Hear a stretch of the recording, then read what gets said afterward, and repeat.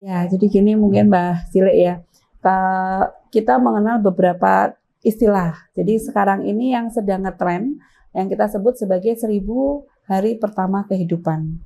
Jadi 1000 hari pertama kehidupan itu dimulai dari sejak dalam kandungan, mulai dari konsepsi. Jadi sejak pembuahan sampai dengan usia 2 tahun. Jadi ini kalau dihitung usianya jumlah harinya 1000. Begitu. Jadi di 1000 pertama ini yang kita sebut sebagai critical period atau periode kritis.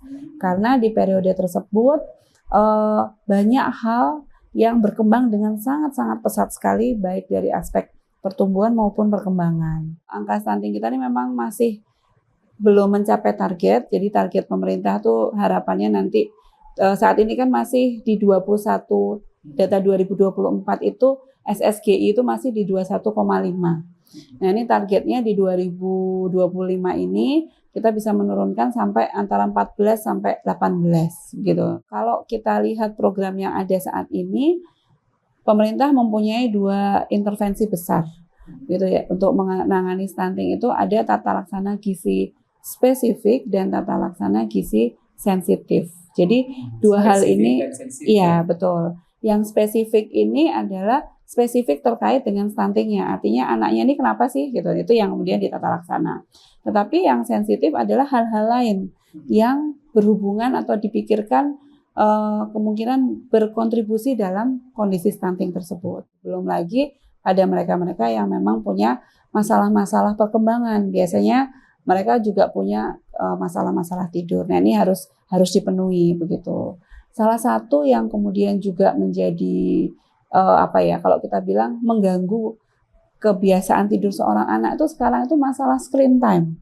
Tadi menjaga bahwa screen time itu boleh sesuai rekomendasi saja dok, begitu. Jadi di bawah 2 tahun rekomendasi dari WHO, kemudian dari Ikatan Dokter Anak Indonesia juga IDAI, di bawah 2 tahun itu seharusnya anak itu tidak kita kenalkan screen apapun.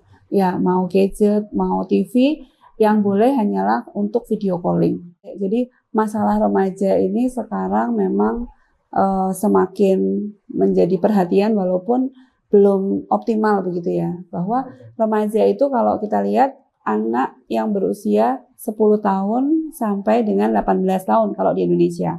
Kalau WHO sampai 19 tahun. Nah, dalam periode ini yang singkat, ini lebih singkat lagi dari periode anak ya, yang tadi dari dalam kandungan sampai 18 tahun, ini hanya dari 10 sampai 18 tahun. Tapi ternyata masalahnya sangat banyak dan asumsi orang bahwa remaja ini adalah kelompok yang paling sehat kan gitu ya. Karena kan anak sudah mulai lewat masuk ke dewasa, tumbuh dengan baik gitu, harapannya seperti itu. Tapi ternyata periode remaja ini periode yang unik gitu. Remaja ini adalah populasi yang unik karena mereka ini ada di populasi transisi antara dari anak menuju dewasa. Jadi kadang sudah nggak mau dibilang anak, tapi belum bisa juga kita bilang sebagai dewasa gitu. Jadi mereka ada di periode transisi. Jadi harapannya selain dari tenaga kesehatan, dari orang tua di rumah, dari sesama remaja itu juga kemudian bisa saling memberikan informasi yang benar begitu ya, sehingga mereka bisa melewati masa remajanya dengan sukses dan nanti menjadi tadi harapannya generasi penerus bangsa yang unggul tadi itu ya, berkualitas.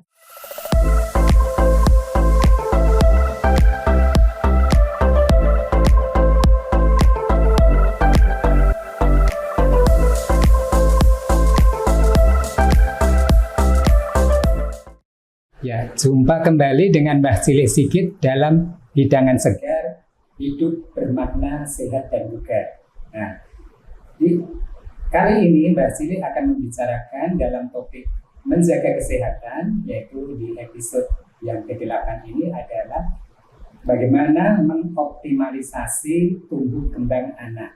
Nah, kenapa Mbah Cilik mengambil ini? Karena ibaratnya kita membangun rumah, kita kan di tahun 2045 akan menuju Indonesia emas ya, salah satunya adalah mewujudkan generasi yang berkualitas, di samping pendidikannya tentunya merata ya. Nah, salah satu untuk mewujudkan generasi yang berkualitas tadi adalah dimulai dari mengelola anak-anak kita ya, bagaimana kita tentunya mengoptimalisasi perkembangan dan pertumbuhan anak itu menjadi sangat penting. Nah, kali ini Mbak Cile akan ditemani oleh beliau, kami perkenalkan, yaitu Dr. Brahmandita, spesialis anak subdivisi tumbuh kembang pediatrik sosial. Nah, dengan beliau nanti akan panjang lebar kita tanyakan terlihat perkembangan anak itu ya. Jadi kita tahu bahwa oke, kita mulai saja ya. Selamat siang Dokter Andit. Ya, selamat siang Mbak Cile ya. Terima kasih sudah berkenan berkunjung di Padepokannya Mbak Cile. Ya, terima kasih sudah diundang juga. Kita membahas ini ya Dok ya, tumbuh kembang anak ya. Jadi itu sesuai bidang dokter, dan kita memang saya rasa PR-nya memang berat ya, untuk menuju Indonesia Emas, mewujudkan generasi yang berkualitas. Nah, betul. Dok, di FKKMK UGM ya, itu kan ada divisi tumbuh kembang anak, juga di pelayanan kedokteran. Kira-kira gambarannya seperti apa? Mungkin Mbak Cili diberikan gambaran pelayanan ataupun pendidikan ataupun apapun di seksi tumbuh kembang anak itu seperti apa? Ya, terima kasih. Jadi divisi tumbuh kembang pediatri sosial ini menjadi salah satu bagian dari Departemen Ilmu Kesehatan Anak.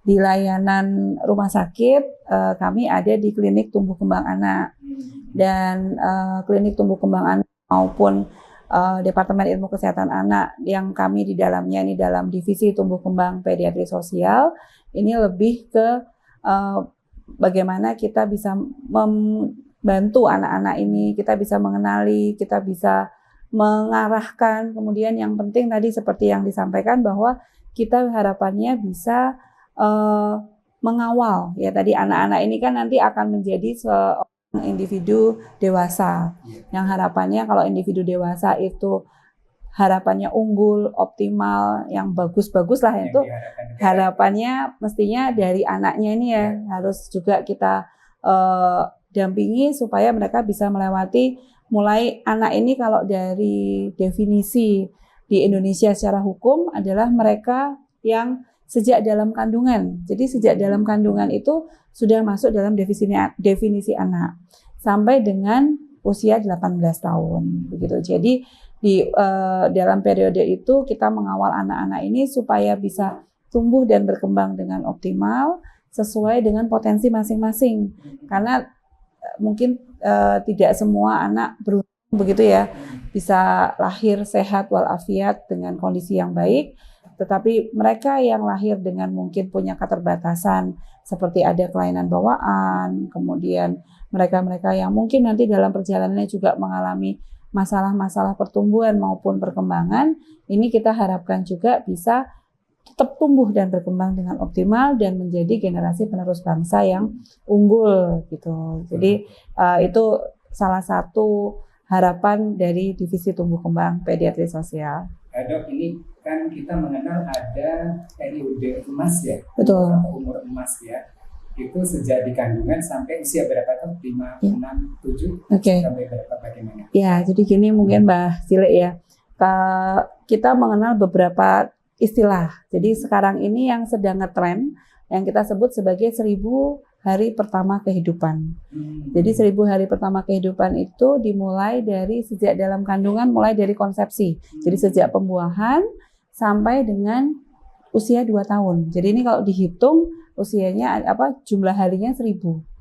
Begitu. Jadi di 1000 pertama ini yang kita sebut sebagai critical period atau periode kritis. Karena di periode tersebut banyak hal yang berkembang dengan sangat-sangat pesat sekali, baik dari aspek pertumbuhan maupun perkembangan. Jadi seperti kita lihat kalau janin di dalam kandungan itu kan hanya 9 bulan.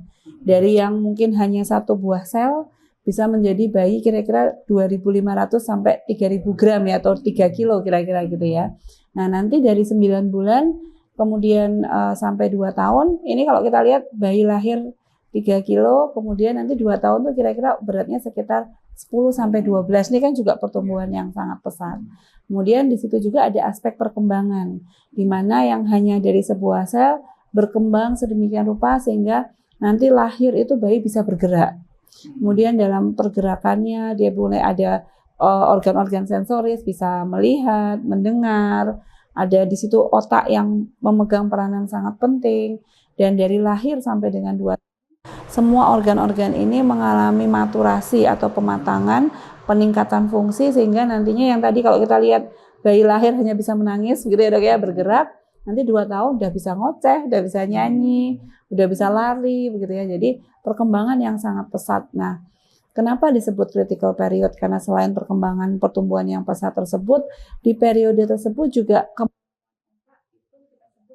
plastisitas. Jadi di periode itu plastisitas otak ini sangat-sangat baik. Jadi kalau plastisitas otak itu kemampuan otak untuk berkembang, berubah begitu ya. Kalau jadi misalkan kita ada suatu masalah, kemudian diintervensi, hasilnya akan pasti lebih baik ketika dilakukan di 1000 hari pertama kehidupan. Tetapi periode itu juga merupakan periode yang rentan, di mana periode ini kalau kita lihat dia dalam kandungan banyak hal yang mungkin terjadi. Pada saat persalinan, bayinya lahir, kelahiran, banyak yang mungkin terjadi. Misalkan bayi lahir prematur, ya, bayi kurang bulan. Nah, ini kan menjadi salah satu penyebab angka kematian bayi yang tinggi juga itu, bayi prematur, bayi berat badan lahir rendah.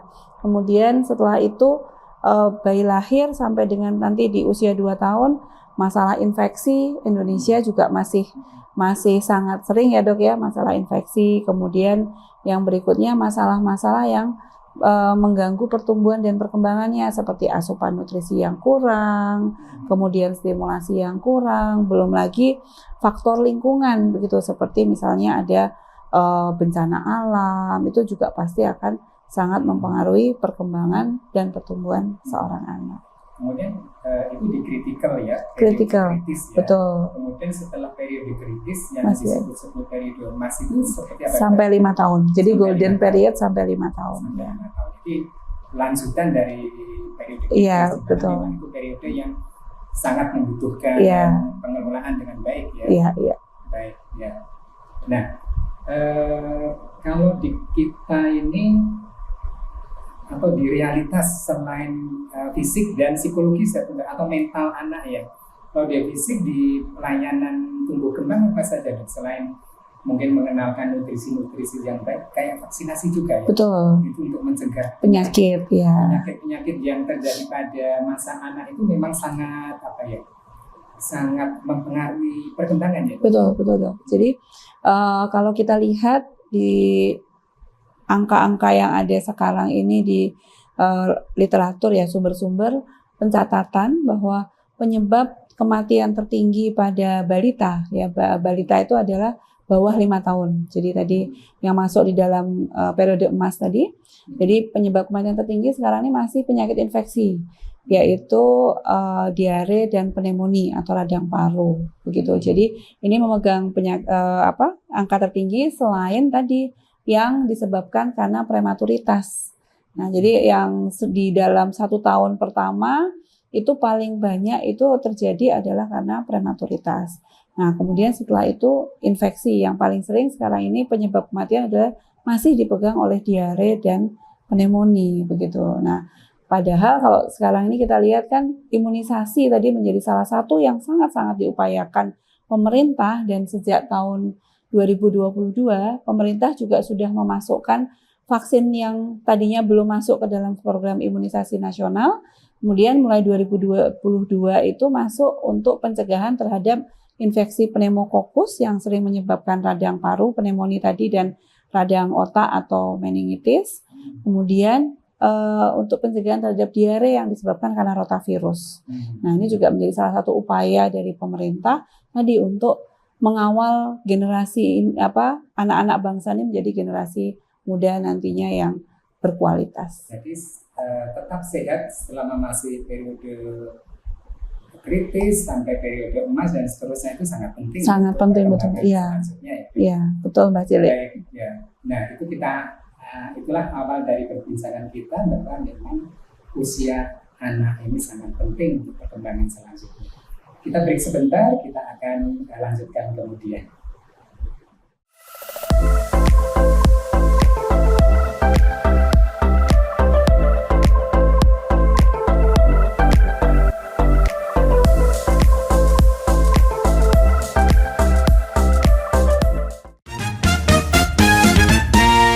Rekomendasi homestay rombongan di Jogja yang bisa muat di atas 20 orang. Di sini ada 5 kamar tidur dan living room yang besar, cocok buat rame-rame. Lokasinya strategis, berada di Sido Agung, Kecamatan Godean, Sleman, Yogyakarta.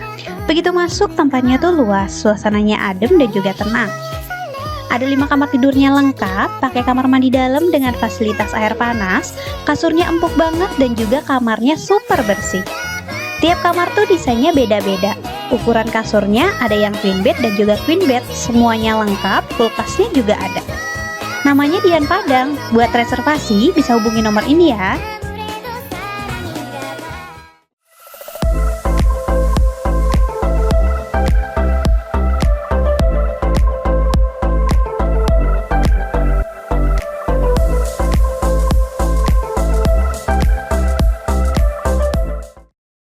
Kita lanjutkan perbincangan kita dalam optimalisasi tumbuh kembang anak. Ya, kita lanjutkan ya. Ya. Sepertinya angka kematian bayi dan ibu di Indonesia itu juga masih tinggi. Ya, kemudian stunting kita juga masih mungkin belum mencapai harapan ya, Dok ya. Jadi kayaknya masih banyak PR. Nah,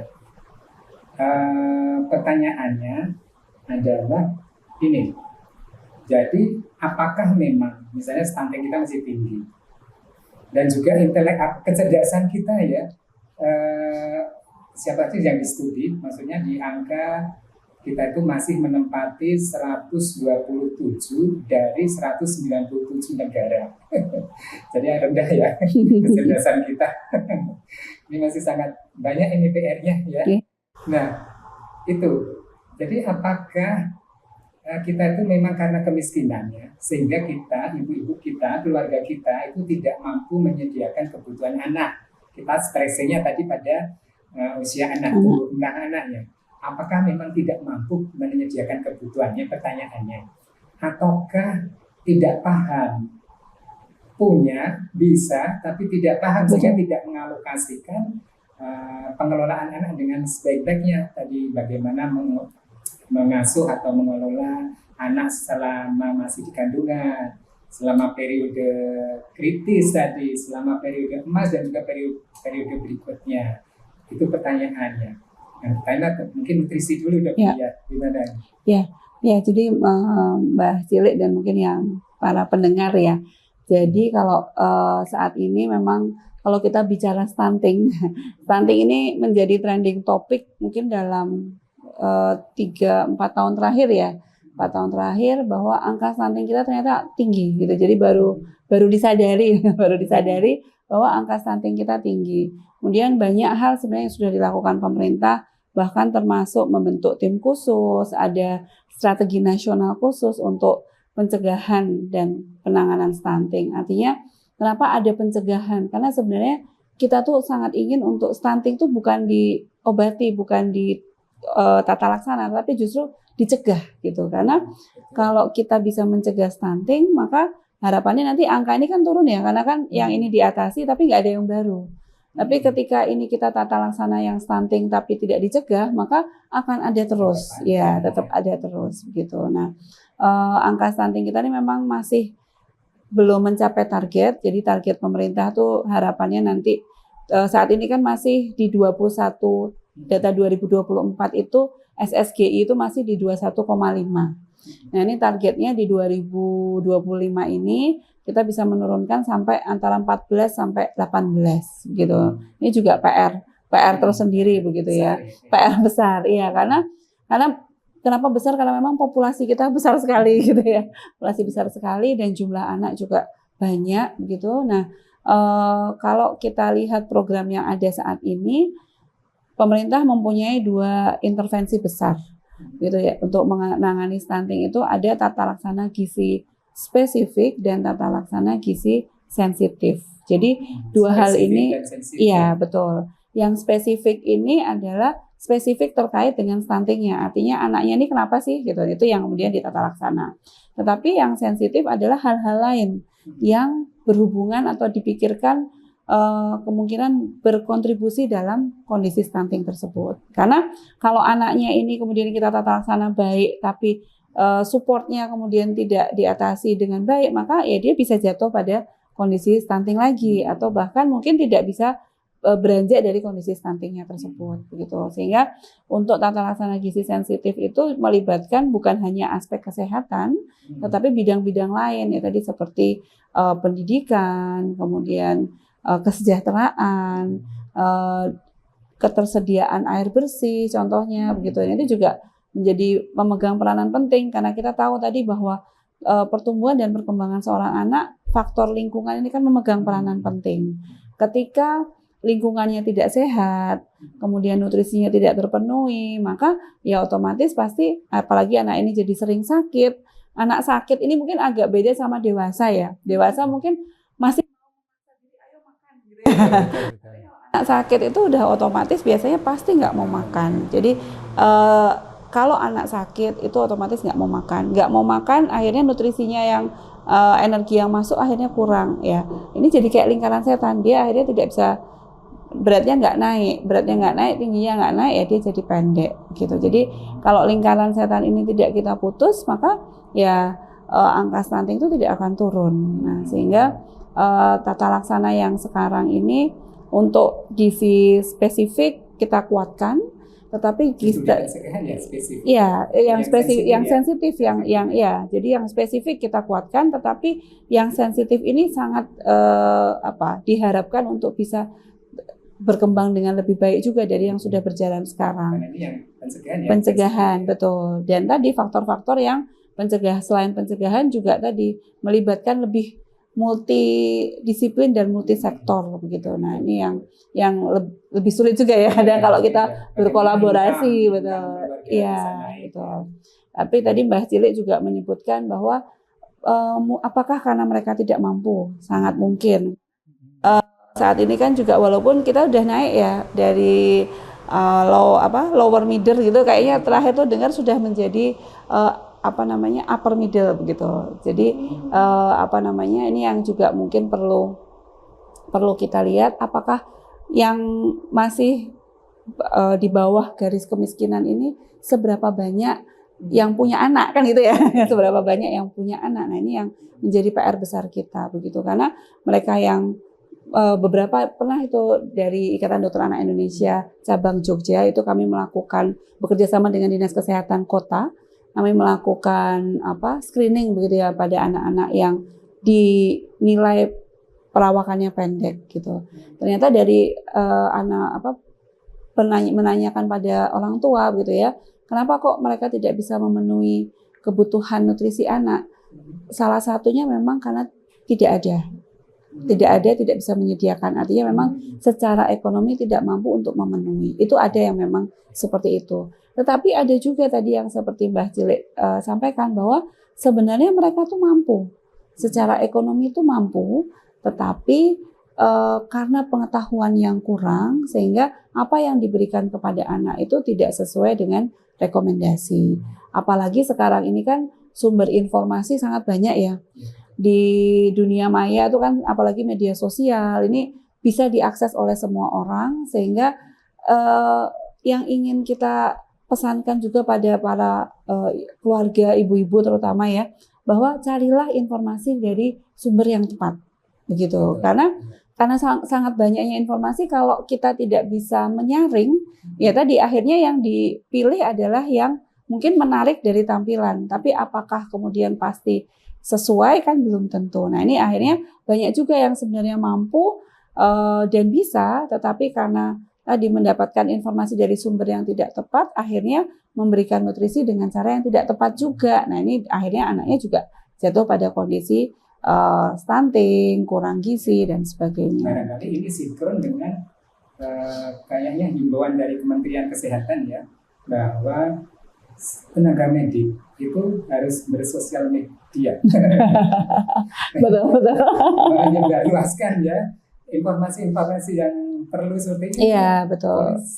Supaya bisa membalance dengan atau mengcounter barangkali informasi yang kurang tepat. Iya, betul. Jadi ya sekarang ini memang sangat sangat dihimbau begitu. Kami di Ikatan Dokter Anak Indonesia itu juga dihimbau terus nih dari pengurus pusat untuk selalu menyebarkan informasi-informasi melalui media sosial, karena sepertinya memang generasinya sudah bergeser ya.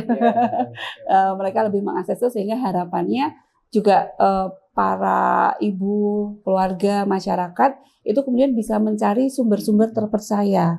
Itu kan sekarang Kementerian Kesehatan juga kalau lihat websitenya juga udah lebih bagus ya dibandingkan mungkin beberapa tahun yang lalu. Banyak juga organisasi profesi gitu yang juga kemudian memperbaiki komunikasi di dunia mayanya begitu. Untuk harapannya menyediakan wadah untuk sumber informasi yang terpercaya. Dok, untuk yang sudah stunting tadi, apakah ada perbedaan perlakuan dalam pola asup nutrisi dengan yang tidak? Misalnya proporsi dari protein kah, karbohidrat, atau apa itu ada beda? Jadi stunting ini kan perawakan pendek yang disebabkan karena malnutrisi jangka panjang. Ya bisa disebabkan karena memang kekurangan asupan atau pada mereka-mereka yang memang dengan kondisi penyakit kronis. Nah ini kan juga menjadi salah satu yang beresiko tinggi untuk mengalami kekurangan nutrisi. Nah, sehingga pasti ketika kita sudah mendiagnosis bahwa anak ini mengalami stunting, pasti kita akan memberikan tata laksana yang khusus, tidak sama dengan tata laksana nutrisi untuk mereka-mereka yang dengan gizi baik dan tinggi yang normal juga begitu. Karena apa? Karena kalau kita tidak memberikan energi yang ekstra, ya nggak akan mungkin bisa mengejar. Gitu, karena namanya anak, kalau kita lihat kan anak tuh selalu aktif gitu ya, bergerak gitu. Kita nggak mungkin bisa supaya awet energinya nggak keluar duduk aja kan, nggak mungkin ya gitu. Jadi kan karena memang anak itu kan lagi dalam kondisi yang memang lagi explore, mencari, kemudian dia harus memang aktif. Nah ini kalau kita tidak mensupport dengan asupan nutrisi yang cukup, maka memang akan akhirnya nanti jadi kurang. Nah pada mereka-mereka yang sudah kita ketahui kurang, pasti kita akan memberikan yang lebih. Jadi ada hitungannya khusus ini Mbah Cilik kalau pada mereka-mereka yang dengan kondisi-kondisi gizi yang kurang, kemudian tinggi yang kurang, maka kalau memang tinggi yang kurang itu karena masalah malnutrisi, hitungan nutrisinya pasti khusus dan ini lebih banyak kalori yang harus diberikan dibandingkan anak-anak yang tidak stunting ya. Kemudian kalau pola istirahat ada nggak pengaruhnya atau apa yang harus disampaikan? Iya. Ibu-ibu muda kita. Ya, jadi sama lah mungkin seperti dewasa ya. Kita juga kalau kurang tidur bawanya emosian ya dok. Jadi tidur itu menjadi salah satu kebutuhan anak. Ya, jadi memang kebutuhan tidur ini harus dipenuhi. Tidak hanya waktu durasinya saja, tetapi kualitas tidur ini juga jadi hal yang penting. Sehingga kewajiban kita sebagai orang tua, keluarga untuk selalu bisa menyediakan waktu tidur yang cukup. Artinya karena kalau misalkan anak ini sudah waktunya tidur tapi situasi rumah masih sangat ramai gitu ya, ini kan juga pasti akan sulit buat anak ini untuk jatuh tertidur. Belum lagi ada mereka-mereka yang memang punya masalah-masalah perkembangan. Biasanya mereka juga punya masalah-masalah tidur. Nah ini harus dipenuhi begitu. Salah satu yang kemudian juga menjadi kalau kita bilang mengganggu kebiasaan tidur seorang anak itu sekarang itu masalah screen time. Mungkin Mbah Cilik pernah dengar ya, screen time itu kalau anak zaman sekarang tuh berlipat-lipat dibandingkan dengan kita dulu gitu ya. Karena dulu kan jangankan TV ya, jangankan gadget TV saja mungkin tidak semua rumah punya. Tetapi sekarang hampir semua rumah punya smartphone. Anaknya 4, smartphone-nya 4 kan. Jadi setiap anak ini kadang bahkan saya pernah punya pasien itu bayi 6 bulan itu sudah ditontonkan YouTube gitu ya. Dan saya tanya, iya walaupun kontennya konten anak-anak.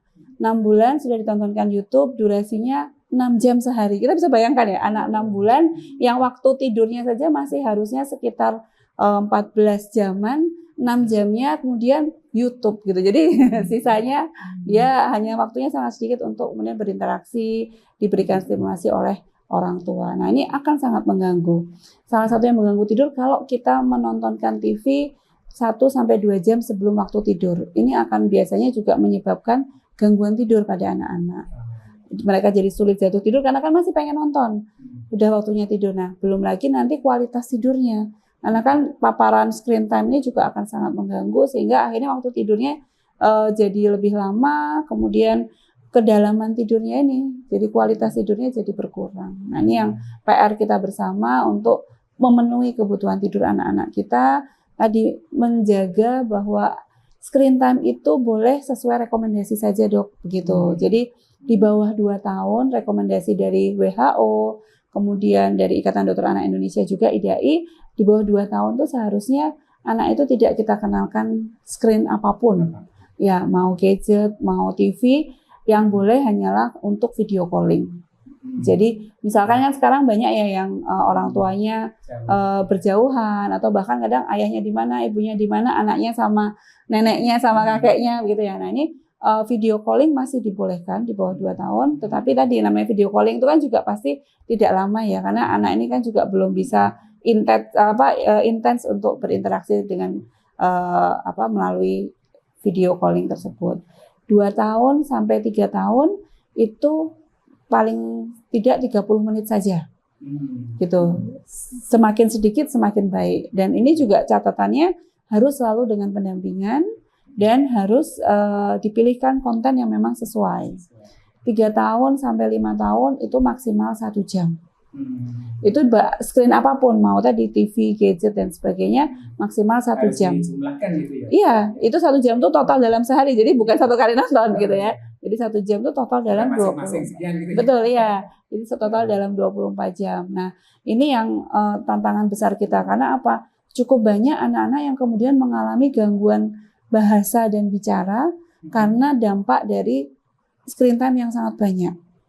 Ketika kemudian dia dibiasakan untuk nonton TV tanpa pendampingan, artinya kan hanya melihat screen, dia pasif begitu. Nah, TV-nya ngomong, nyanyi dan sebagainya, dia hanya diam melihat itu. Dia mungkin tertarik saat itu, tetapi aspek lain adalah jadi perkembangan mengembangkan dirinya. Iya, betul. Karena kalau TV itu kan TV-nya ngomong dan sebagainya, dia tidak harus merespon. Itu yang tidak didapatkan ketika anak ini terlalu banyak nonton TV. Berbeda kalau kita kemudian berdiskusi ya, kan ada aspek interaksi, ada aspek komunikasi, mungkin nanti ada perabaan, ada bentuk-bentuk real yang ada di hadapan kita yang bisa kita kenalkan untuk anak. Nah ini akan sangat membantu anak ini kemudian berkembang dengan lebih baik. Begitu. Belum lagi nanti masalah radiasi ya. Betul, ya. Gangguan di mata dan sebagainya. Ini baru dari aspek perkembangannya saja. Ya.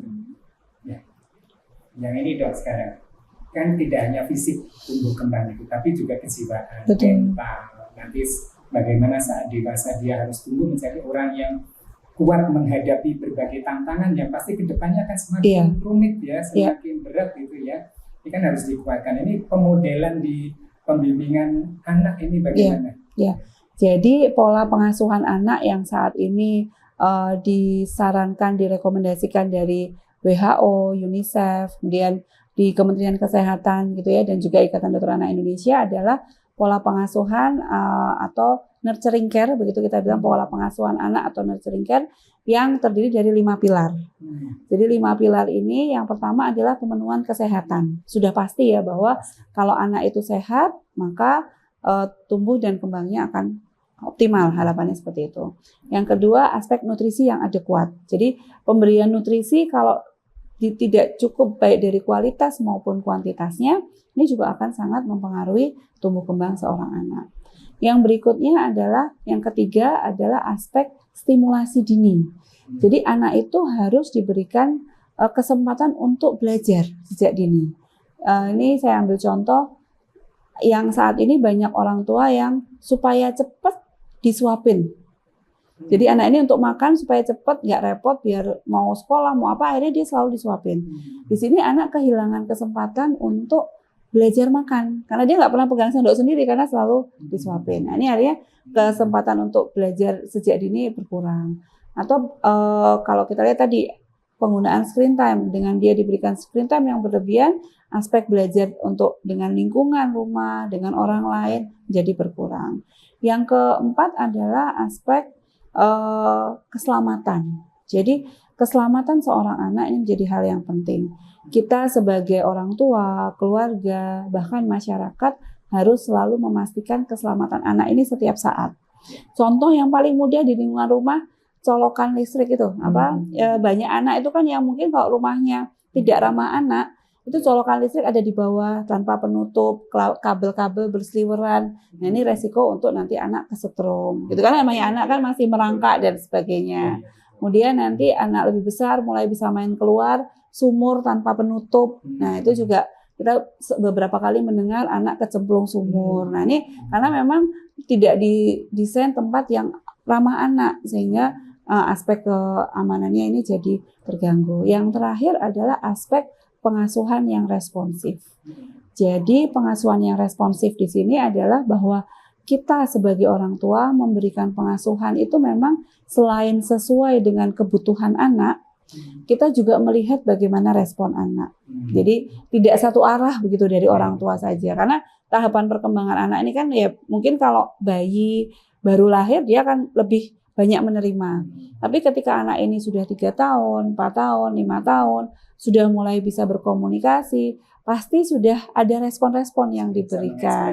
Betul, ya. Dan ini di sini kita memberikan sesuai dengan kebutuhan anak, tetapi kita juga harus melihat respon anak tersebut. Bisa memaksakan. Betul, tetapi jangan juga sampai permisif. Nah ini juga yang kadang kemudian disalahartikan, betul. Jadi karena kan kita harus sesuai kebutuhan anak. Jadi anaknya mau apa saja diberikan. Nah ini kadang terus jadi tidak tepat karena ya tadi anak 2 tahun, 3 tahun kan maunya ya yang sesuai dia suka aja gitu ya. Masalah itu kemudian baik atau tidak itu anak belum bisa memutuskan, sehingga tetap peran orang tua memberikan sesuai kebutuhan tadi, sehingga harapannya anak ini bisa tumbuh dan berkembang dengan optimal. Makanya pengetahuan orang tua tentang pengasuhan anak ini juga menjadi hal yang penting. Iya. Sebenarnya ibu-ibu juga, ibu muda ini perlu ilmu di sini. Iya, betul. Bagaimana dia bisa tadi memberikan pengasuhan yang responsif tanpa harus memaksa, tanpa harus marah-marah. Iya, ya, betul. Sehingga menjadikan anak tertekan dan kurang Iya, betul. Dan ya kalau kita lihat sekolah jadi dokter ada, sekolah jadi insinyur ada gitu ya, jadi sarjana teknik dan sebagainya, tapi nggak ada sekolah jadi orang tua. Nah ini yang kenapa kita harus selalu sebagai orang tua belajar. Nah untuk itu sumber belajar terpercaya, contohnya yang seperti ini ya, yang dilakukan Mbah Sile ini juga sangat bagus untuk memberikan informasi-informasi terkait kesehatan pada masyarakat. Dan satu lagi ini barangkali sebenarnya mungkin dimaksudkan untuk menunjang kesehatannya, yaitu makan bergizi gratis. Sebelum niatannya sebenarnya patut kita dukung ya. Cuma barangkali mungkin pemikiran dokter gimana sebagai seorang dokter anak, dan mungkin nanti usulan-usulan prioritasnya barangkali ya, kalau Mbak Cile ini kan tadi sangat prioritas seperti nutrisi ibu hamil, anak-anak masa yang masih kecil-kecil itu yang justru sangat penting untuk diprioritaskan. Bahkan pemikiran terkait dengan orang yang tidak mampu tadi yang mengadakan nutrisi itu kan ada pemikiran ini menjadi anaknya masyarakat, tidak harus menjadi anaknya si bapak ini, si ibu ini ya, tapi barangkali harus menjadi anak masyarakat ini. Bagaimana kontribusi masyarakat untuk memenuhi kebutuhannya. Jadi gimana dok? Iya. Ada ceritanya nggak? Jadi makan bergizi gratis itu ya. Jadi kalau sebenarnya kembali ke tujuan, artinya untuk apa dilakukan suatu program pasti ada tujuannya begitu ya. Nah kalau tujuannya ini untuk mengatasi stunting itu sebenarnya sangat kita harapkan diatasi sebelum anak ini berusia 2 tahun. Begitu, karena kalau kita bisa mendeteksi anak-anak di bawah 2 tahun, oh ternyata dia stunting, kita penuhi, maka kemungkinan untuk recovery dari stuntingnya itu sangat besar. Tetapi ketika dia sudah di atas 2 tahun karena stunting, maka recovery dari stunting mungkin masih bisa. Tetapi dampak dari stunting yang sudah terjadi, misalkan perkembangan otak, nah ini yang sudah lebih sulit. Tadi kan karena dia sudah lebih dari sensitif critical period tadi begitu. Jadi di atas critical period itu perubahan dari perkembangan otak tidak seplastis ketika dia di bawah 2 tahun. Nah, kemudian tujuannya tadi untuk siapa nih, kelompok-kelompok mana yang sebenarnya perlu mendapatkan makanan makan siang gratis bergizi ini juga mungkin perlu selektif begitu ya, supaya tepat sasaran ya, terutama ya betul buat mereka-mereka yang memang dari keluarga yang tidak mampu, di mana keluarganya mungkin memang sulit untuk menyediakan makanan bergizi. Nah ini pasti sangat bermanfaat. Tetapi kalau yang sehari-hari sudah mendapatkan makanan bergizi yang cukup, nah ini mungkin bisa dialokasikan juga buat yang tadi ya, yang kemudian mungkin ada di panti asuhan atau mereka-mereka yang di jalanan. Ini kan juga masih banyak ya anak-anak yang anak-anak di jalanan ini yang sebenarnya juga mungkin mereka belum mendapatkan makanan yang cukup bergizi selama ini. Gitu. Baik, luar biasa teman-teman. Ya, ini pembicaraan kita terkait dengan optimalisasi tumbuh kembang anak. Kita break dulu, nanti kita lanjutkan.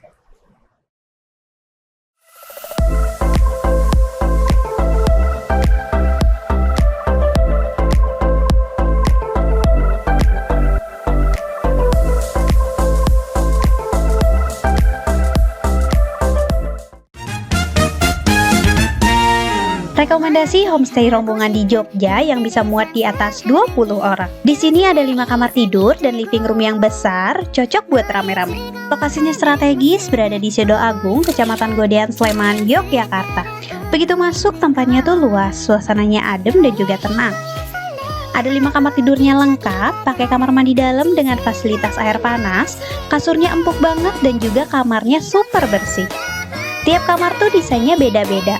Ukuran kasurnya ada yang queen bed dan juga queen bed, semuanya lengkap, kulkasnya juga ada. Namanya Dian Padang. Buat reservasi bisa hubungi nomor ini ya.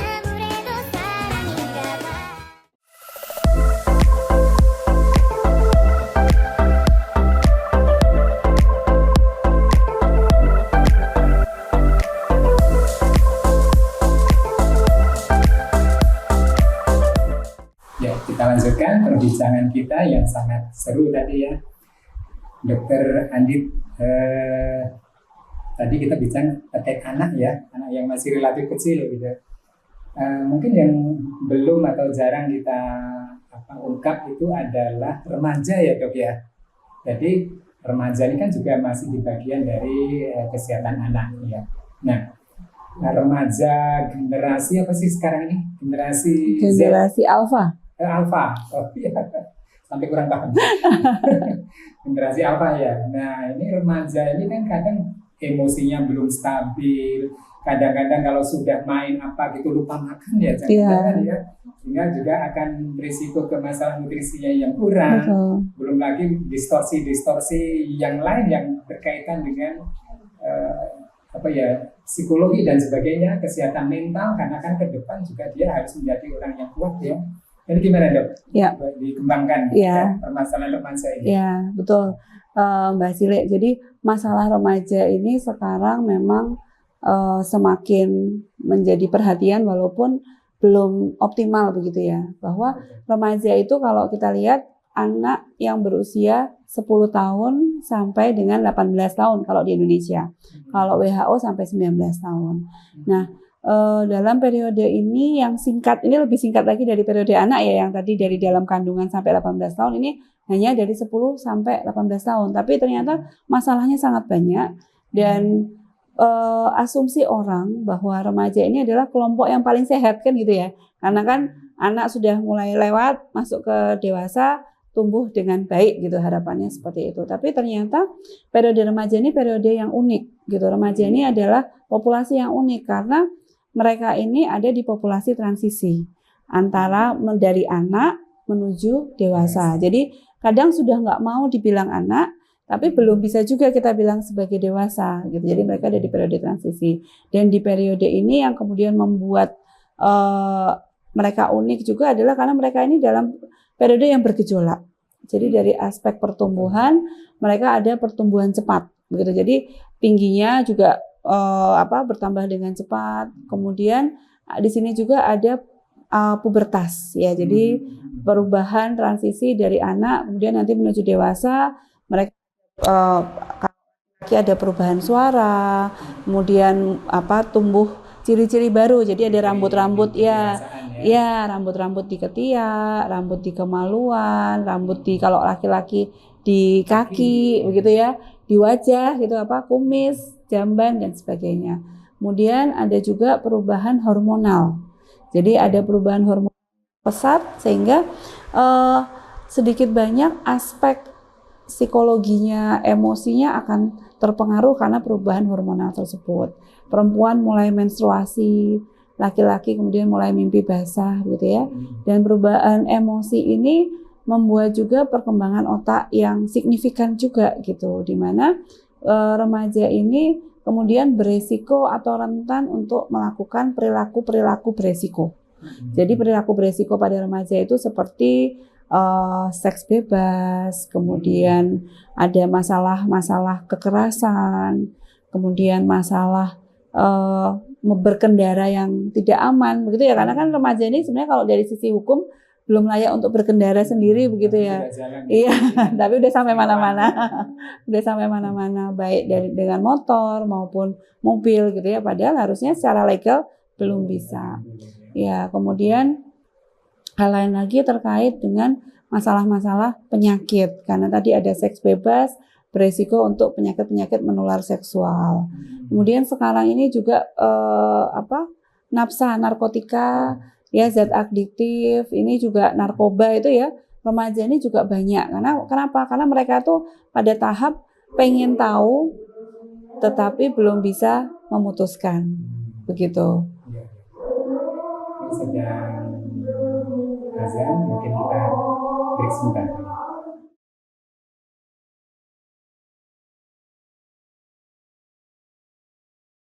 Ya, kita lanjutkan perbincangan kita terkait dengan optimalisasi tumbuh kembang anak. Ya, Dok, tadi remaja ya Dok ya. Jadi bagaimana remaja kita yang rentan berbagai hal dan kemudian tadi disampaikan, bisa dilanjutkan? Iya. Jadi seperti tadi saya sampaikan, remaja ini populasi yang rentan untuk mengalami perilaku beresiko. Peran kita gitu ya sebagai orang tua, masyarakat, kemudian tenaga kesehatan, bagaimana kita bisa menyiapkan remaja-remaja ini untuk mereka tuh sadar bahwa saya itu memang di periode yang beresiko, tetapi bagaimana saya bisa melewati ini dengan baik. Nah, itu tugas kita bersama sebenarnya. Di dalam pelayanan harian itu kami juga beberapa kali menemukan terkait dengan kekerasan pada remaja. Ya, kekerasan pada remaja itu yang paling sering kemudian sampai ke rumah sakit adalah kekerasan seksual. Ya. Perempuan ya pada umumnya ya? Iya, perempuan. Nah, tetapi ternyata ada juga laki-laki. Jadi laki-laki ini juga mengalami kekerasan seksual itu juga ada, begitu. Selain itu kekerasan fisik. Jadi dua hal ini yang sering mencari, ya karena memang dampaknya juga cukup berat sehingga kemudian mencari pertolongan ke rumah sakit. Tetapi sebenarnya kekerasan lain seperti kekerasan verbal ya, atau sekarang di sekolah bullying itu juga sekarang ini semakin meningkat begitu angkanya, dan dampak dari kondisi tersebut itu sebenarnya bukan hanya dampak sekarang jangka pendek, tetapi dampak jangka panjangnya. Bahwa mereka-mereka yang mengalami kekerasan di usia anak dan remaja ini akan beresiko atau mereka berpeluang lebih besar untuk menjadi pelaku nantinya di usia dewasa. Balas dendam ya? Iya, jadi mungkin selain balas dendam mungkin tidak ada niatan balas dendam, tetapi lebih ke mereka merasa bahwa mereka mendapatkan perlakuan itu sebagai suatu hal yang biasa. Ya, sehingga mereka pun berpikir bahwa ya biasa juga untuk kemudian melakukan hal itu pada orang lain. Pada orang lain begitu. Nah, ini yang harus kita atasi bersama gitu, bahwa dampaknya itu bukan hanya dampak sekarang, tetapi juga dampak di kemudian harinya. Nah, selain itu remaja ini juga tadi aspek kesehatan, terutama remaja putri ya, Mbah Cilek ya, bahwa remaja putri kan pasti cita-citanya jadi seorang ibu begitu ya. Nah, ibu sukses ya? Ibu yang sukses begitu, bahwa ibu sukses itu ya tadi memiliki bayi yang sehat kan, harapannya seperti itu. Nah, sehingga mempersiapkannya itu tidak cukup bahwa ketika dia sudah hamil dipenuhi kebutuhannya, tapi harus kita persiapkan juga sejak mereka ini remaja. Karena ternyata masih banyak ibu-ibu hamil itu yang karena udah tahu-tahu udah hamil gitu ya, walaupun hamilnya direncanakan, tapi pada saat hamil baru ketahuan kalau ternyata anemia, HB-nya rendah. Ternyata setelah dilihat lagi sejak remaja sebenarnya dia juga sudah anemia, tapi karena tidak terdeteksi dengan baik, nggak pernah mendapatkan tata laksana dengan baik. Nah, ini yang menjadi saat ini pemerintah juga mulai melakukan screening di sekolah untuk remaja SMA yang putri, screening untuk anemia tadi. Kalau nanti ada yang anemia, mereka akan mendapatkan tablet tambah darah.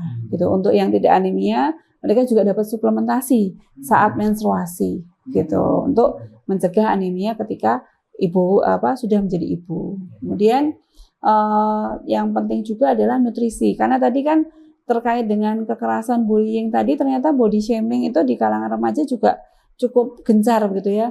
Oh, yang nanti saya ingin seperti idolanya gitu ya, kan sekarang artis Korea ya yang langsing sing gitu ya. Nah, ini juga mulai membuat mereka jadi nggak mau makan gitu, karena nanti takut jadi gemuk, nanti takut nggak cantik lagi, atau tadi karena nanti terus kalau gemuk diejekin temennya. Nah, jadi mereka nggak mau makan. Akhirnya jadi muncullah problem eating disorder atau gangguan makan. Nah, ini juga mulai banyak sekarang di Indonesia.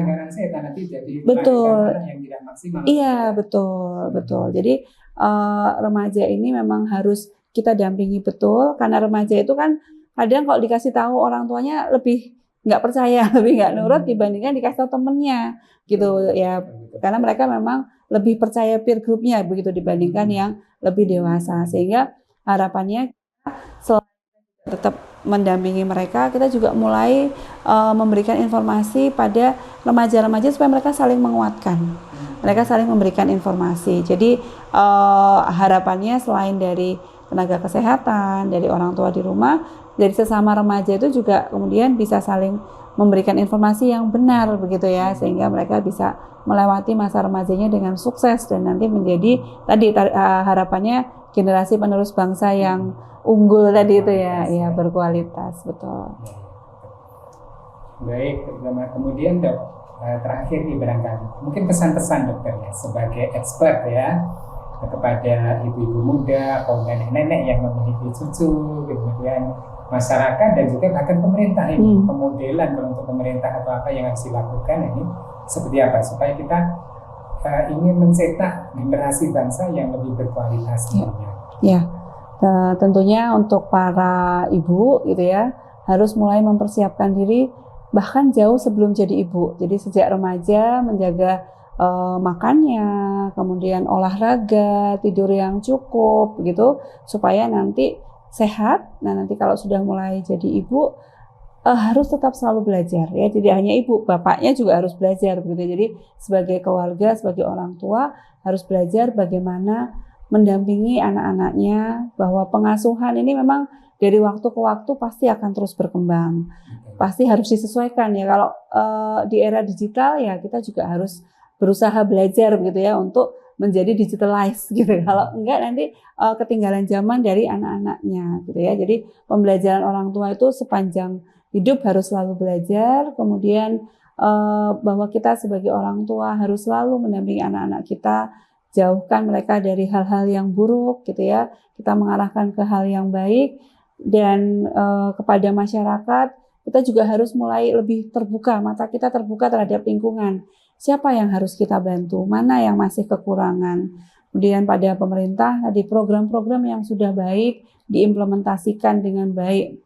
Kadang yang programnya sudah baik, tetapi aspek implementasinya yang mungkin masih belum optimal. Iya, jadi monitoring dan evaluasi menjadi hal yang penting supaya kita sama-sama mendampingi anak-anak kita dari sejak dalam kandungan sampai nanti kemudian berusia 18 tahun menjadi dewasa yang unggul berkualitas. Ya. Terima kasih sekali Dr. Brahmandita, spesialis anak konsultan. Ya, itu tadi bincang-bincang kita dengan beliau terkait dengan optimalisasi tumbuh kembang anak ya. Jadi mungkin sebagai resume tentunya tidak bisa mengganti apa yang sudah kita bincangkan. Intinya bahwa Indonesia, bangsa kita, negara kita itu membutuhkan generasi yang berkualitas ya untuk mewujudkan tercapainya Indonesia Emas. di tahun 2045 dan tahun-tahun berikutnya pastinya. Nah, apa yang harus kita perhatikan? Tadi kita ketahui bahwa ada periode kritis sejak usia kehamilan sampai usia 2 tahun. Nah, karena banyak kerentanan di periode itu sehingga sangat penting untuk dijaga. Nah, sampai dilanjutkan ke periode emas sampai umur 5 tahun. Nah, di situ nutrisi, pengasuhan anak, pemodelan anak, sehingga anak itu menjadi tumbuh tidak hanya kesehatan fisik tetapi juga mentalnya. Bagaimana dia bisa kemudian membangun pertemanan dengan temannya, kemudian berkreasi dan sebagainya, itu pasti akan ada langkah-langkah yang harus dilakukan. Sampai kepada remaja juga masih menyimpan kerentanan-kerentanan tertentu sehingga kita juga harus peduli terhadap problema di remaja ini. Ya, tadi sudah disampaikan. Nah, kira-kira itu perbincangan kita dengan Dr. Brahman Dita, spesialis anak konsultan di pagi yang baik ini. Jangan lupa like, komentar, berikan, subscribe, dan silahkan di-share ke teman-teman ya, supaya apa yang kita bincangkan tadi bisa memberikan makna yang lebih luas, pendidikan yang lebih luas, pengetahuan yang lebih luas kepada semuanya saja, tidak hanya kepada remaja, calon ibu rumah tangga dan sebagainya, tetapi kalangan yang lebih luas, supaya apa yang kita sampaikan ini tentunya memberikan manfaat ya. Sampai jumpa lagi, salam makna segar, hidup bermakna, sehat dan baik. Terima kasih sekali Dr. Andit ya, sudah hadir. Sama-sama Mbak Cile. Menggapai asa. Satu-satu peluh mulai mengalir membasahi wajahnya. Sesekali diusap mukanya untuk menghalau peluh yang mengganggunya. Helaan napas terdengar lirih. Hari itu terasa sangat panas bagi Harun, ayah 2 anak yang bekerja sebagai pembantu tukang. Entah sudah berapa kilo adonan semen dan pasir yang sudah diangkutnya dalam pekerjaannya di siang yang terik itu. Sore itu jelang waktu asar, di depan rumah yang sangat sederhana, tampak 2 anak yang lagi asik bermain. Sekar 5 tahun dan Teguh kakaknya 8 tahun. Tiba-tiba menghentikan bermainnya dan menghampiri ayahnya, Harun, yang pulang dari bekerja dengan mencium tangan ayahnya. Betapa tampak keriangan di sore itu. Harun sangat bersyukur memiliki 2 anak yang sangat menyenangkan. Ayo masuk, mandi, dan bakda asar Bapak antar ke rumah Ustadz Umar ya. Ada pengajian toh? Terdengar kata Harun, menyeru kedua anaknya. Ya Pak, sahut keduanya. Assalamualaikum. Salam dari Teguh dan Sekar sedikit berteriak. Khas anak-anak kepada ibunya, namanya Aminah, yang lagi asyik menggoreng bakwan dan mendoan sambil melayani para pembeli. Waalaikumsalam, demikian sahutnya. Ayo terus cuci tangan dan kaki ya, sambungnya. Dan Aminah segera menyusul anak-anaknya setelah pekerjaannya diganti oleh Harun suaminya. Sedangkan dia segera menyiapkan makan bersama anak-anaknya dan dilanjutkan istirahat sebentar. Dan kemudian Teguh yang sudah kelas 2 sekolah dasar mulai membuka buku catatan dan belajar. Ditunggui ibunya dan adiknya bermain sendiri. Di luar ayahnya masih melayani para pembeli gorengan dan sekitar jam 8 malam selesai karena jualannya biasanya sudah terjual. Sudah jam 8:30 ini. Belajar sudah, bermain sudah. Ayo pada tidur. terdengar suara Aminah memecah kesunyian. Dan tiba-tiba Teguh berkata lirih, "Bu, besok Teguh pengen jadi insinyur. Bisa bikin rumah besar, jembatan panjang. Tadi Ustadz Umar cerita tentang keutamaan menjadi orang pintar. Banyak diberi contoh. Aku pengen jadi perawat, suka menolong orang sakit. Banyak pahalanya," potong Sekar adiknya. Bagaimana ya Pak? Bisa ndak ya? Kata Aminah kepada Harun suaminya. Sejenak suasana hening karena Harun tidak segera menjawab.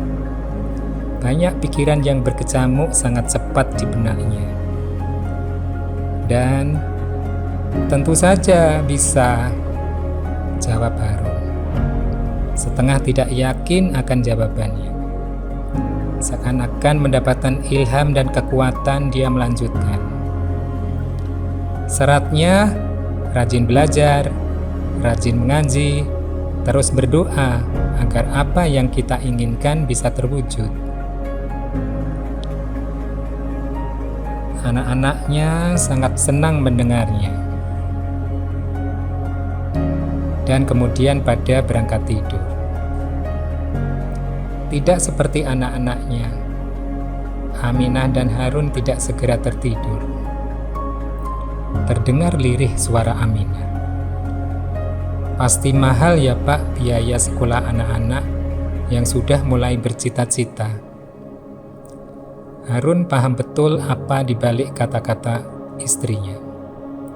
Dan pelan-pelan menjawab, "Mungkin iya, tapi kita harus bisa yakin untuk mewujudkan. Sudah ada sedikit tabungan kita. Entah bagaimana caranya, nanti kita bisa meningkatkan pekerjaan kita. Bisa tambah mengojek, waktu jualan bisa ditambah, sambil tetap bisa menjaga anak-anak, bagaimana sekolah dan pergaulannya." "Iya Pak," terdengar suara lirih dan anggukan Aminah, sambil menyeka air mata yang membasahi pipinya. Hari-hari berlanjut dalam dinamika penuh perjuangan, kesabaran, keteguhan hati dilalui oleh keluarga Harun. Pepatah mengatakan, berakit-rakit ke hulu, berenang-renang ke tepian, bersakit-sakit dahulu, bersenang kemudian. Alon-alon waton kelakon. Tidak akan berubah nasib suatu kaum kecuali kaum itu sendiri yang mengubah. Semoga perubahan baik tercurah kepada keluarga Harun dan juga kepada kita semua. Amin ya robbal alamin. Godean, 4 Mei 2025. Mbah Cilik Sigit.